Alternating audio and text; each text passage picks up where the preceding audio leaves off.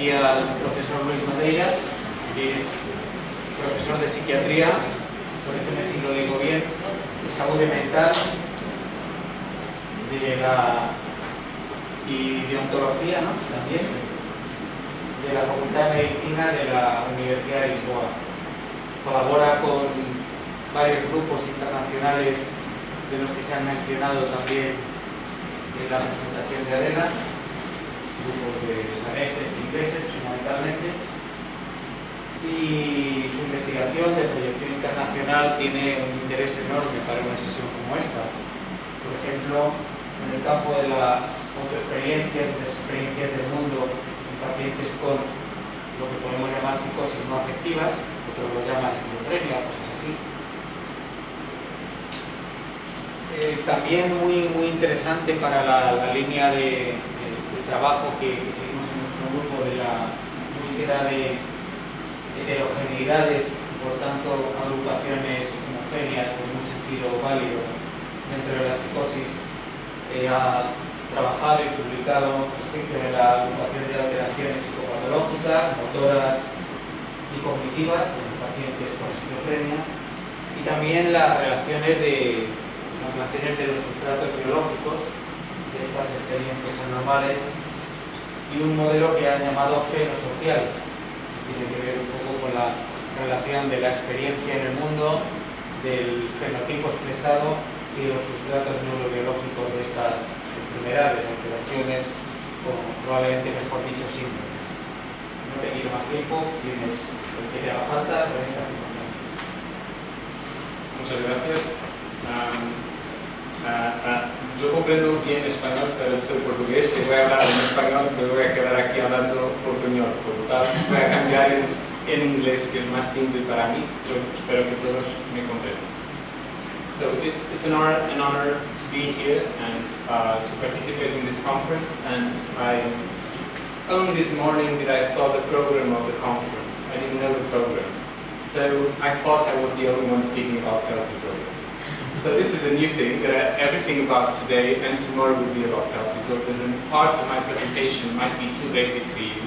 And what I'll try to do is give you apport to other things which I've been working along the years. I hope you enjoy them also. But I'll go very briefly during the conceptual introduction, because you've already been introduced masterfully before, so I'll not introduce this again. Just to know that this paradigm of the self has been used in many different sciences, neurosciences, philosophy, psychology, and it has been linked to many disorders in psychiatry. Today we have many disorders which disturbances of the self are part of them. This includes depersonalization, derealization, dissociation, passivity experiences, schizophrenia, insight. And the recent paradigm is that schizophrenia is linked in some way with the normal self-experiences. And as we also learned today, we have different paradigms that went through psychiatry along the 19th and 20th century that have accompanied the biological and psychosocial models which have been paramount to different eras of psychiatry. As you see, most of them have studied the self in different ages. And the most seminal inputs, you've also been through them. So Kraepelin, in this first version, already included self as part of dementia precox. Then he changed in the later version of his manual, and he stopped using self for schizophrenia and started using it for multiple personalities and depersonalization. So even Kraepelin wasn't sure where disturbances of self should be put in, because different versions, he changed his thoughts about it. Bloiler, already spoken about. Jaspers, which I think you all know. You probably know all of you know about general psychopathology. And going through the first presentation today, just to know that Jaspers wrote general psychopathology and left psychiatry and went to philosophy. And he wrote several books which are far more important than general psychopathology.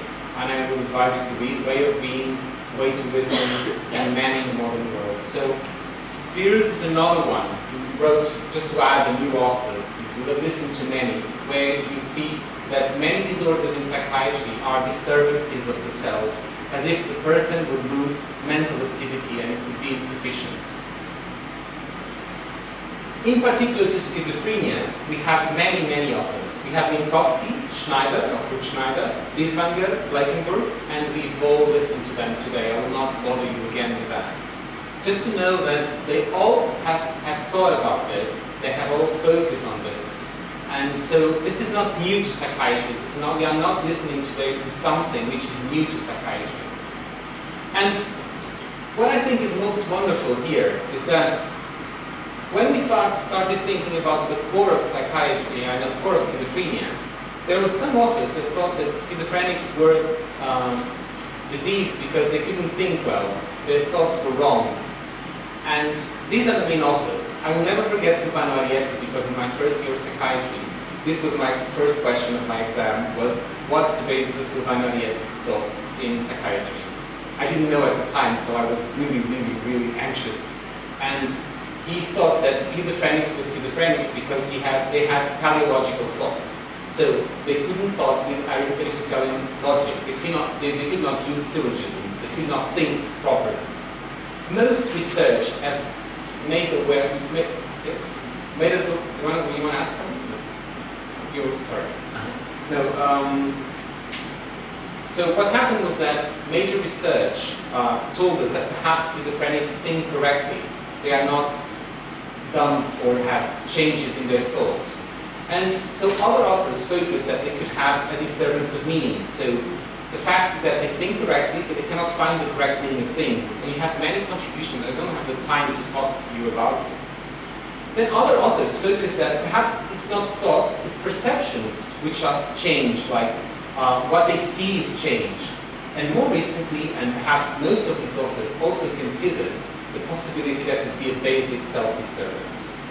And in the previous presentation, you've already listened to this idea of a pyramidal structure of the self, all fundamentally linked with a basic level of self-experience. This basic level of self-experience, which is immediate, we don't access it in our everyday, and if we lose it, we suddenly become aware that life is very different from our everyday life.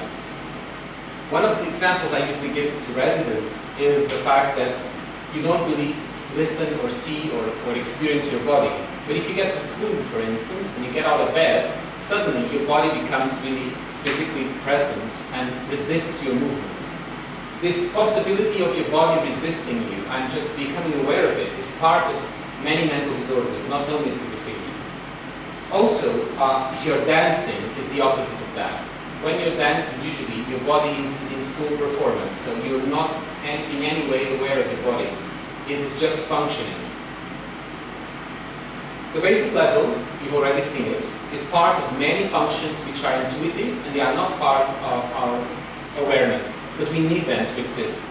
Our temporal coherence, our self-awareness, our self-affection, and our agency. We also have the reflexive level and the narrative level, which again, I will not introduce again.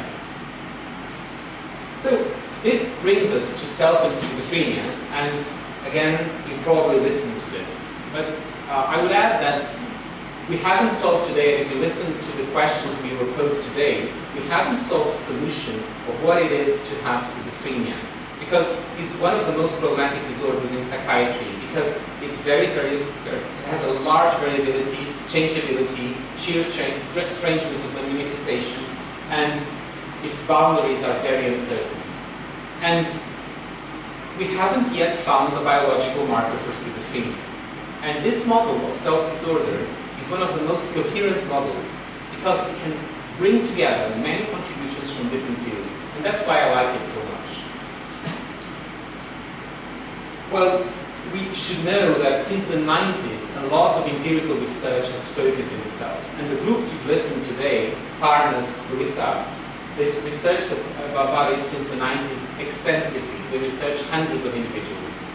And what they realized is that this classical account of schizophrenia that could be encompassed in the Bond scale, or more recently in the EASE scale, which was discussed today, were really core to what patients consider to be at the core of schizophrenia. And one of the things I want you to know is that even if we don't think this is the core of their disorder, patients usually when they are interviewed with the EAS say, this is my illness.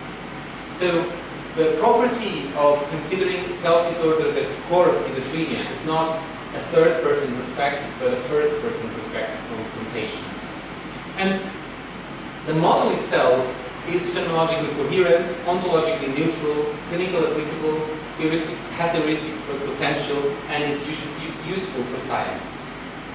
And now I bring you my own experience, which is interesting, because I came across the EAS interview and I did the training with them in 2011. It was a long time ago. I went to the interview to Switzerland, which again, I was a student, I didn't have much money. It was really hard to stay in Switzerland. And I had to commute a lot to get to the conference room. I was with a friend who had a severe flu, and I was with another friend who was sleep deprived. She had come from Asia. And we all went to the room, and they told us this.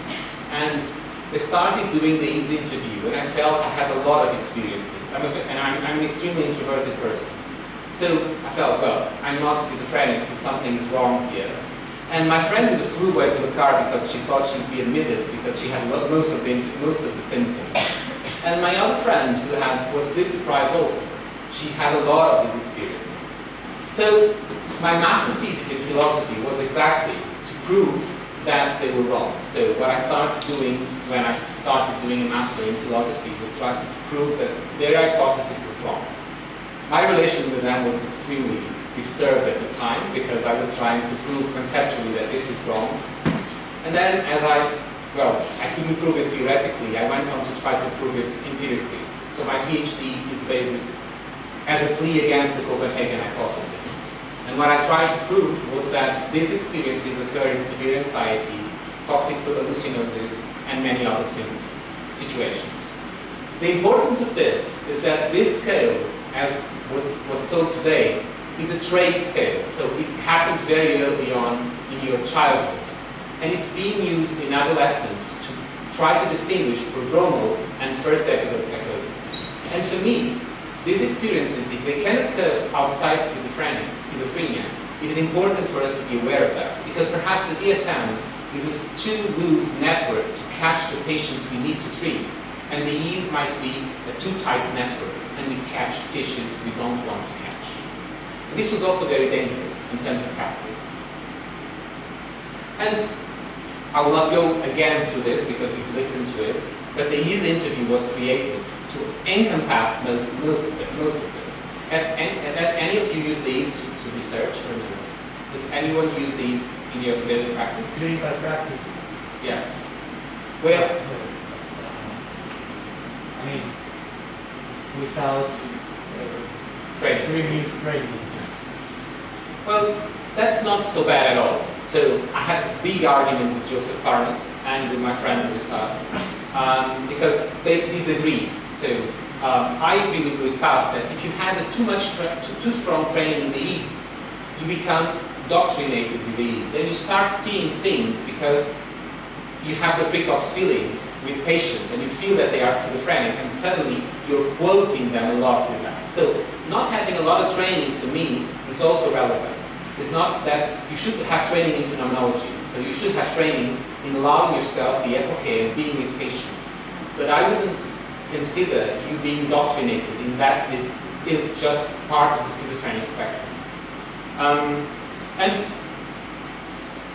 the core of these experiences are these three things. These embodiments, so this feeling of loss of basic self, and if you were told today, this loss of mindness of experience. It's very difficult to explain this, but I think it was masterfully explained. The loss of possibility of feeling that your experiences are yours. This is so immediate to us that we cannot make aware that this could even be a part of our reality. The other thing is hyperreflexivity, and we have three forms of hyperreflexivity.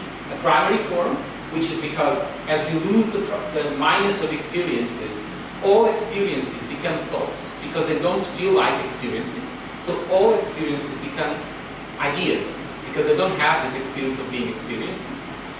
The secondary hyperreflexivity is the fact that you lose common sense, so meanings in the world stop making sense, so you're obliged to think about it, so you keep on ruminating on things that are around you. And the third form of hyperreflexivity is because this is so demanding, that you want to be alone. You don't want to be with others because it's very complex to keep up with conversations and ideas. So you have a lot of time to think. Hypernarrativity, so the loss of thought processing. And this, well, small attempt to encompass everything would consider primary factors in schizophrenia a perceptual disintegration, and this at the neural level would lead to this dissolution of the first-person perspective. But for schizophrenia to manifest, and this was also told today, you need other things. You need secondary factors, as a default mode network anomalies, aberrant salience, and source monitoring deficits. And this was also explained, so I don't have to discuss this with you. What I added, and what I've been researching, is the fact that trauma and social stresses can also produce a lot of disturbances of this default mode anomalies, abnormalities, aberrant salience, and source monitoring deficits. And for me, severe trauma can change a lot the way you perceive reality in ways which could be relevant for patients with schizophrenia to manifest their disorder, but also for patients without schizophrenia to experience strange derealization and depersonalization experiences. And this was also very well explained today, so I will not explain it again, but you should know that the EASE tries to encompass most of these experiences. A long interview. It takes about 2 to 3 hours to do, and if the patient is with schizophrenia, it can take about 5 or 6 hours, and you have to separate it. In my life, I did about 200 to 300 of these interviews, so it was, I don't want to do these interviews right now anymore because it's a lot of time, it takes a lot of burden. So I can imagine the reason why people created a pass, so the interview we can use directly. When I was in the IOP in London, I was explaining this to researchers, and they were saying this would never be used because it's too long. You don't have the time to use it. In research and in clinical practice, you can imagine even harder. My idea is that the path is not identical to the EASE, and the Copenhagen group hates the path. I know that they hate it. So, because you need the full items to get the full picture of what the patient experiences. And if you do it as a self-reported interview without any dialogical interview, then that's a problem, because you lose a lot of information, and the patient can say yes. And a very basic thing, if you ask the patient, are you anxious? And he says no, and then he leaves your meeting and says, sorry doctor, I'm extremely nervous. And he never thought that nervousness and anxiety were the same thing. So dialogical interviews are very important for you to clarify what they mean. I told you about this, hypertensivity. And I will tell you just a bit, because no one has told you about it, about the EASE interview. And we have many domains. The cognition and stream of consciousness is the most easy of all domains. It's very easy to interview. You have a lot of symptoms which you as psychologists or psychiatrists would use for diagnosing schizophrenia and psychosis, but they are thought about in the first-person perspective. So you have thought blocking, but it's not you seeing the patient blocking their thoughts. It's the patient referring that they feel their thoughts are being blocked. And this is very different again. So these are not first-rank symptoms from Schneider. They are really symptoms which are separated from the core DSM interview. You have ruminations, you have inner speech, and I have many patients with this. Many patients. Some of them definitely severe anxiety, and they have very disturbing and traumatic experience in their lives. Self-awareness and presence, as you've seen before, it has to do with the possibility of mindless of experience. And you can imagine this being the core also of these interview. You analyze various forms of depersonalization and realize that depersonalization and derealization are umbrella terms for many complex phenomena. So these phenomena are much more complex than the concept we use in our days. And that's a very bad concept. I hate the concept of depersonalization because it can mean so many things. It can mean you're sleep deprived, it can mean that you're have been intoxicated, it can mean you're just hysterical and just feeling a strange experience. And many of them Spanish have tried to organize these ideas. One of them, and I was telling this at lunch today, is Manuel Caballero Boas, who wrote a lot about it, and he's a very good author to explore depersonalization and derealization. Body experiences, going again with the previous comment, also part of many disorders outside of schizophrenia. and my possibility of existing separated with others. This existential way of being in the world also disturbed in schizophrenia, with a kind of solipsistic way of being in the world. Their world is so different from our world because what they access is, well, radically different from ours. Why is it clinically relevant? So why this isn't just an esoteric term? And you've seen a lot of this in the second presentation today, because this has an historical context. It has been studied extensively along the years, and you've seen high scores of self-disorders in schizophrenia and not in affective psychosis. And this is an important thing because this seems to segregate these patients. And this seems to be very relevant for what that search the first episode of psychosis, which is a category.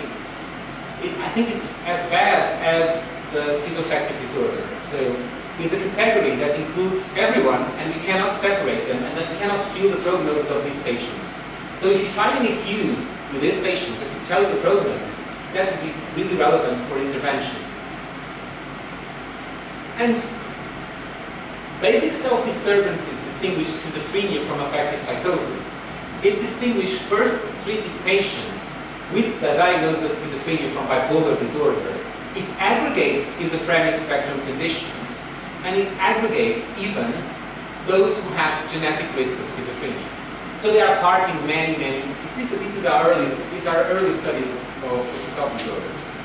And most recent evidences, this is from Nature, and it is from 2022, show that meta-analyses show that self-disorder seem to be aggregated in schizophrenia rather than any other disorder.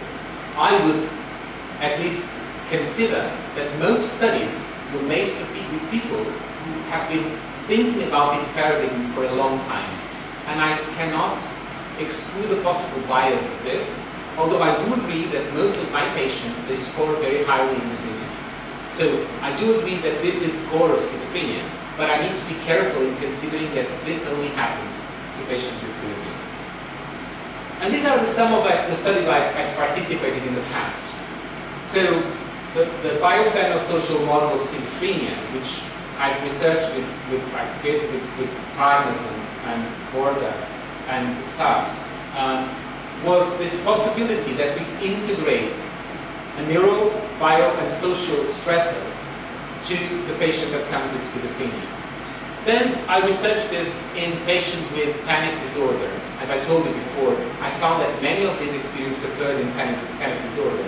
And just a very brief example of this, what I tried to do was going far beyond just quoting on the number of items, because most of the studies with these, they only quote the core number of items, like this patient has 57 items, the other patient has 60 items, while what I tried to do was see which of the items occurred solely in the patients with schizophrenia, and which of the items could also occur with patients with panic disorder. I'm not sure if you had any panic attack in the past, but this is a question that really says a lot about psychiatric stigma. Right now I'm creating an association for lawyers in Lisbon, and I remember a lawyer saying that when there was a WhatsApp group of the lawyer company, and he was having a panic attack, and he wrote, "Do any of you have an alprazolam I could use because I'm having a panic attack?" And there were 300 lawyers. It's the largest lawyer company in Portugal, and no one answered. And he just replied, "You liars." So someone should have experienced this. So panic attacks create a severe disturbance of subject's relation with the world. And when that happens, strange experiences come to them. And many of these items, they describe many of these items. When they're driving their cars, becoming passive when they're driving their cars. But what I realized was that there were some items that were only part of patients with schizophrenia. One of the things probably you're not aware of, and I'm glad I placed this here, is that there's also a disturbance of the narrative dimension. And that's not part only of schizophrenia, but also of affective disorders. And I'm not sure if you know, but we are always discussing the I, which is I experiencing the world, and patients with schizophrenia have this disturbance of ipseity. But it's also the me, which is the organized set of attitudes which I assume. And I'm not sure if you came across with Humbertus Kallenbach and the idea of typus melancholicus, which I think is a very interesting concept.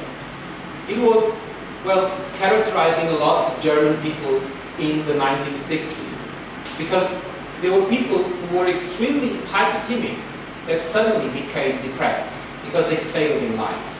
They had a lot of order attachment, strong moral conscience, intolerance to ambiguity, and hypernormia and heteronormia. And for me, the interesting thing about this is that this is also a form of disturbance of self-experiences. Hypernormia is the feeling, I'm not sure if you ever felt that the norms around you, they encapsulate you and you cannot act because of these norms, and you cannot really be yourself. So the possibility of external norms imputing into your own behavior, and you can imagine you becoming depressed if you fail these norms. Heteronormia, the feeling, the opposite of autonomous, the feeling that norms that you create are not yours, but they came from someone else who taught you. Intolerance to ambiguity, I'm not sure if you know anyone like this, but this is quite common in society. This tendency to resort to black and white solutions and to arrive prematurely to neglect reality. This uneasiness in emotional complex relationships. I have some patients with depression which have this type of personality. They hate being in meetings with many people because they cannot know how to behave. Because if they're only with one person, they can behave exactly as that person wants them to. That's easier for them. And idiopnosia, this idea that the blindness to the individual of oneself, the blindness to one's own center of experience. I will not discuss this anymore, and I will not discuss this interview. But I would like to just quote a bit about the EV. Have you come across with the EV? You know, it's the last part of my talk, and it's very short. The EV is a new interview that analyzes anomalous world experiences. And I think it is relevant because of what we just discussed. The possibility of addressing. And I've been discussing with Louis Sass since 2014, which has been 8 years now. Our first emails were in 2014. And the EUI is a very long interview. It takes about 6 to 10 hours to do. I did about 50 EUI interviews. I don't like it very much, so I choose one domain. It's very hard to do it. It's very long. And you can analyze space, time, bodily experiences, atmosphere, other persons, and existential orientation. And one of the interesting things is that for the basic self, time is also disturbed. And just to quote a bit, there are many ways of considering disturbances of time. And you have contributions by Bergson, Minkowski, Husserl, and Heidegger. And what you can imagine is that this basic self sense of being in the world being disturbed because of the disturbance of timing and the disturbance of temporality. Temporality is imbued in our every way of being. One of the things you can imagine is that if you are with a friend and you're enjoying the talk, suddenly time flows by. You're not aware of time. But if this talk becomes very tedious for you, suddenly tedium brings you back into time, and you just look at your clock because time is not going. I cannot tolerate this anymore. Tedium is very painful. Many psychiatric disorders force you to be aware of time. Schizophrenia, in a specific way, I don't have the time to discuss that. But in depression, explicit time takes a merciless rule, and you cannot escape this time. And in schizophrenia, the disturbance of time is such that events, they not succeed each other. And you can imagine that instead of thinking that reality, I'm thinking and I'm speaking, but ideas that come to my mind, they seem to flow together. If time is dispersed, then suddenly my idea is that my thoughts are coming up randomly and they do not aggregate together. So you can imagine this idea that not only I lost ipseity, so thoughts, they don't look mine, but they also look, they are not in order and they don't make sense. So suddenly I can have this experience of being inserted. So thoughts being inserted in my head, or they come up suddenly. So a revelation, this thought came up and I don't know where it came from. And this is a very complex thing, which I will not discuss here in extent, but you should know that fragmentation of temporality is part of schizophrenia. And it leads the subject to experience very strange experiences. Many of these are part of John Cutting. You know John Cutting? Have you read him or met him? John Cutting is a very interesting individual. I've met him like in 2008. I went there, and I was very young as a researcher and as a student at the time, and I was like meeting Professor John Cutting, and I was very excited to meet him. And he met me in his children's school and made me do orange juice and apple juice with his kids. And I was really realized because I wanted to study, and I was just doing that. And we were discussing a very strange phenomenon. That was an extremely strange derealization experience for me. And he's a very strange individual, very schizoid. But he wrote a very interesting book, which is Two Brains, Two Hemispheres. Probably you know this book. This is a book which he describes the differences between the left lobe and the right lobe. And he describes this in many patients he studied that had organic brain lesions. But these experiences also occur in schizophrenia. And you can study them individually. I have a full presentation just on this, and I will not discuss it. Another thing which you probably are not aware is atmospheres. I'm finishing, okay, just for you to know you won't die in my presentation. But atmospheres is also very important. Why is it? Because usually we are not aware of atmospheres in our everyday. We are part of the world, and suddenly we become aware of atmospheres only in specific situations. For instance, if we are here and suddenly starts raining, and you leave here and you realize reality is not so accessible as it was, suddenly you cannot access reality. So even this room has a specific atmosphere. If I was talking to you in your living room, or if I was talking to you in an airport, that would be different. And atmospheres change the meaning of experiences to a point that you probably have heard of the Stendhal syndrome. Have you heard of the Stendhal syndrome? Yes, so the possibility of a specific place changing your experience. And this happens a lot of things. In Spain, you have a lot of people that are being admitted in Santiago de Compostela. In Jerusalem and in Firenze, you have a lot of people being admitted because of this. Because of the impact of the setting in your place. And I think in psychiatry, we don't pay attention to it.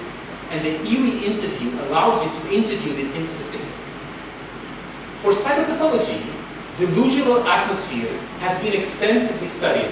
I will not discuss all of these authors, but you should know that since 1913, many authors try to discuss this experience of strange and other experience in the world. And there are many qualities of atmospheres. And you should be aware of that when you're interviewing a patient. Because, and have you heard about the precox feeling? Any of you know about the precox feeling? The precox feeling is an early feeling. The sentiment precoce is an early feeling you have when you feel a patient with schizophrenia. It was masterfully presented by Jung in the 50s. And this is a brilliant description because Jung was a very young psychiatrist. He was very afraid to do something wrong.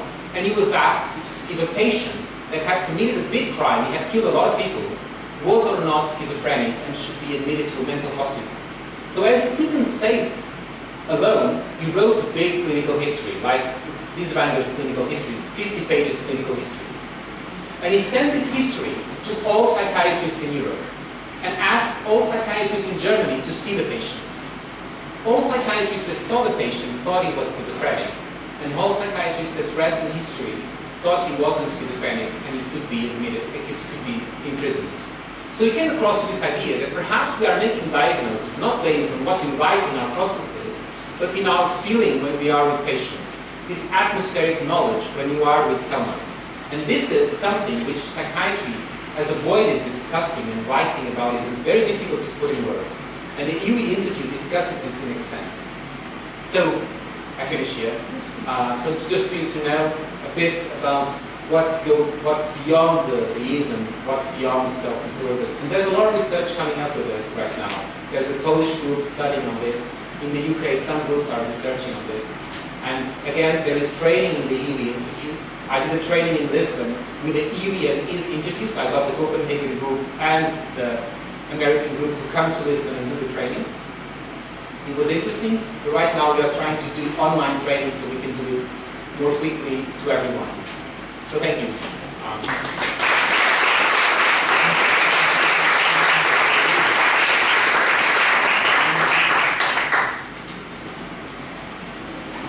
Have any question? Any question in general? We have a couple of questions for you. The first one, as you mentioned, the abnormal self-experiences are not only found in schizophrenia, but in other disorders. My question is, in your opinion, what's the proportion of patients with schizophrenia that show clinically relevant abnormal self-experiences? I mean, not all patients, not likely. Yes. So most of my studies were, I can tell you about literature, but most of my studies were with first set psychosis. I'm not sure who said it. I think it was you said that you were getting forward the hypothesis of unitary psychosis. So I myself, I'm against. So I do believe in affective psychosis and a Kraepelinian barrier from schizophrenic psychosis. So what I do think is that in the first episode of psychosis, the patients who score very little in the EASE interview and have no self-disorders, there are many times affective patients. And the most interesting example I have to give you is when I was in London. I was for a year in London. And I worked in South London, Cambridge, and Peterborough. When I worked and I interviewed patients in South London, in Cambridge, and in Peterborough. Not sure if you've been to Peterborough, but Peterborough is a small village, a very small village.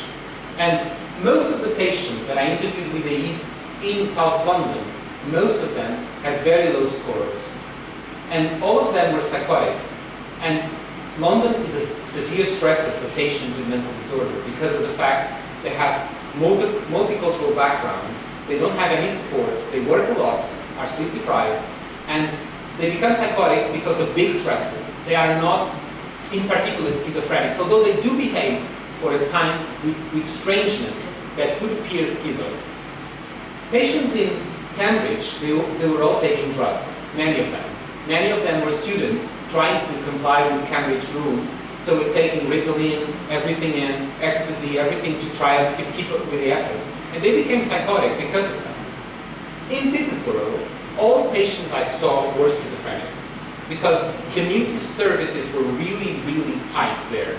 So everyone who was disorganized probably had a severe mental disorder. And these patients scored very highly in these. So my idea is that we again have this big basket, not the schizoaffective disorder, which I also don't like at all, but a big basket of patients which we haven't really separated them finally enough. But there is a core disturbance of patients with schizophrenia of the self. So I see that in a lot of patients. However, many patients that meet the current criteria for schizophrenia may fall into these categories of South London and so on, with drugs and with severe stress. Therefore, the problem is the current criteria. I agree. So, in your opinion, we can isolate within the schizophrenia syndrome defined according to the DSM criteria a core syndrome in which the abnormal self-experience are more prominent and more clinically relevant. Yes, I do agree with that. Although I wrote all my literature against it, I do agree with that. So just to say that, for me, the EASE interview and EUE interview are very relevant to allow psychiatrists to explore this phenomenon. They shouldn't be used as diagnosis tools yet, as they are. So I think they are phenomenologically relevant instruments that allow you to discuss a lot of things which are very relevant to the patient. Yeah, but this is my second question. The EASE interview is difficult. I mean, many patients do not understand the questions. I don't know if in your experience this problem has more to do with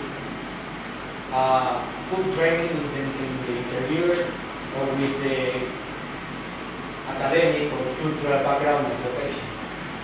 Well, it's true that one of the critics of the Copenhagen group is saying that all your patients have PhDs. So they always say, probably they have different patients from what we see today.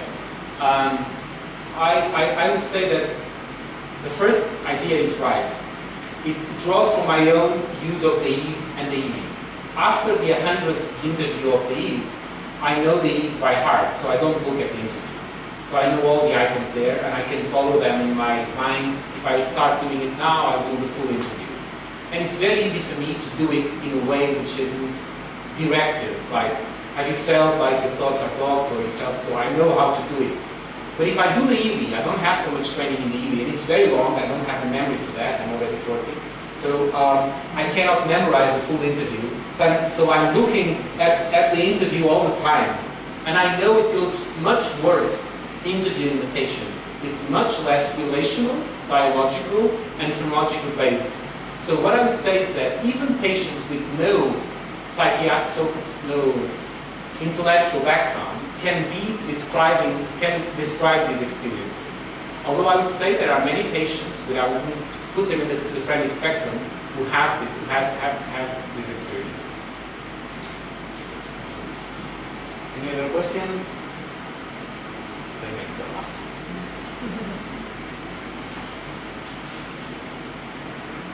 Bueno, son las 6:20, vamos justo en hora. Esto es la primera vez que pasa en mucho tiempo.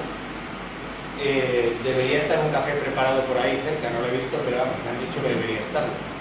Entonces volvemos a las 7 menos cuarto, ¿os parece? Media hora más o menos.